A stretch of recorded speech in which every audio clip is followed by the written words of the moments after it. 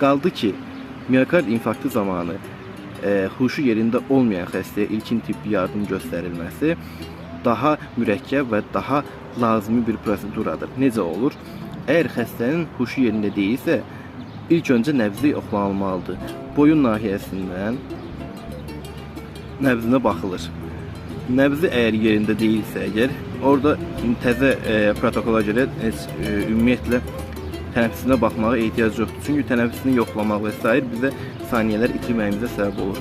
Ki o saniyələrdə miokard infarktı zamanı bizim üçün çox qiymətli sayılır. Ne edirik? Birbaşa CPR-a və kardiopulmonar resusitasyona, yəni ürək masajına başlayırıq. 30 ürək masajına əgər tək ediriksə, 30 ürək masajına 2 süni tənəffüs şəklində verilir. Çünki bizim əlimizdə heç bir başqa imkan yoxdur həmən vaxtda. Və təcili tibbi yardımda çağırmışıqsa, nə gözəl bizə ki, bizim orada ən önəmli vəzifəmiz təcili tibbi yardım gələnə qədər xəstəni vəziyyətdən çıxarmaqdır.